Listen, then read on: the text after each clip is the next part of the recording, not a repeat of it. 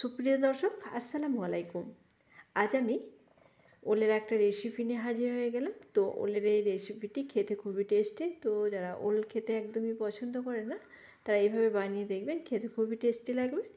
তো আমি ওলটা ভালোভাবে সিদ্ধ করে নেব। তো একটা প্রেশার কুকারে আমি ওলটা সিদ্ধ করে নিচ্ছি। তো যখন একটা প্রেশার কুকারে সিটি দেবে তখন আমি গ্যাস বন্ধ করে দেব। তো একটা সিটিতেই ভালোভাবে ওলটা সিদ্ধ হয়ে যাবে। তো ওলটা আমার ভালোভাবে সিদ্ধ হয়ে গেছে। তো আমি জল ঝরতে দেব। তো ওলটা জল ঝরে যাওয়ার পরে আমি একটু ম্যাশ করে নেব।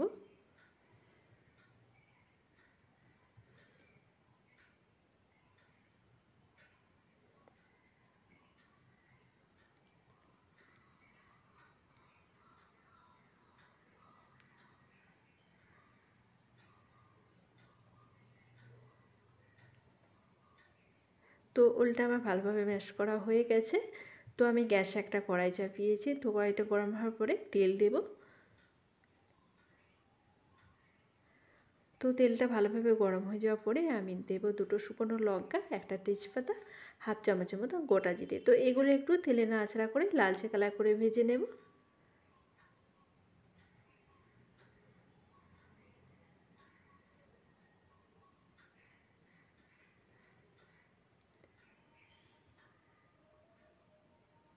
তো লালচে কালার চলে এসছে। তো আমি একটা মিডিয়াম সাইজে পেঁয়াজকে কেটে রেখেছিলাম।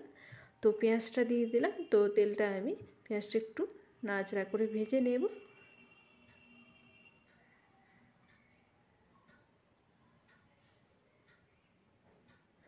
তো আমি হাফ চামচের মতো রসুনের পেস্ট, হাফ চামচের মতো আদা পেস্ট দেব।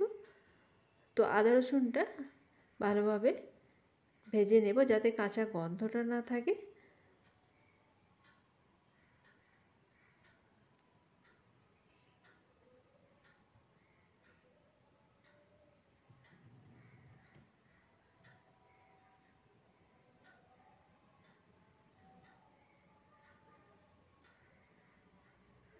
তো আমি একটা পাত্রের মধ্যে মশলাগুলো নিয়ে নেব। তো আমি নিয়েছি হাফ চামচের মতো ধনিয়া গুঁড়ো, হাফ চামচ শুকনো লঙ্কা গুঁড়ো, হাফ চামচ হলুদের গুঁড়ো, হাফ চামচ ভাজা জিরে গুঁড়ো। তো অল্প একটু জল দিয়ে মশলাটা জলটার মধ্যে গুলিয়ে নেব।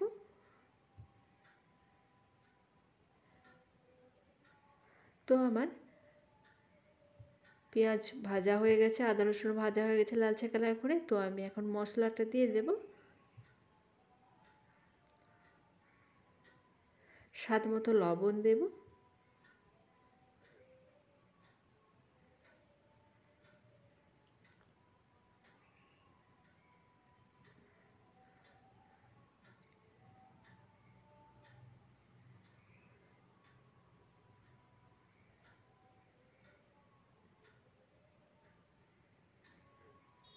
তো আমি সিদ্ধ করে রাখা ওলটা দিয়ে দেব।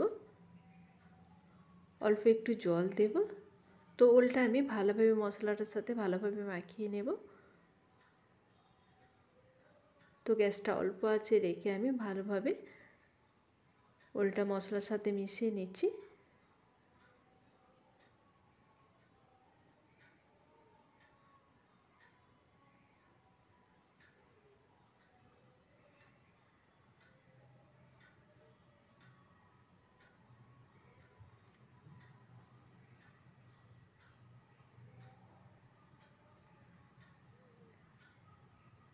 তো মশলাটা ওলটার সাথে ভালোভাবে মেশানো হয়ে গেছে।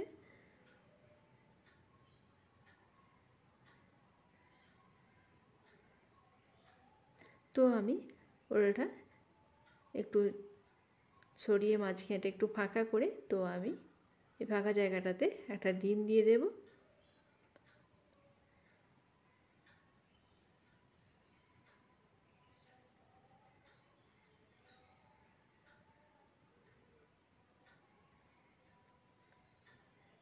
তো ডিমটা আমি ওলটার সাথে একটু নাড়াচাড়া করে মিশিয়ে নেব।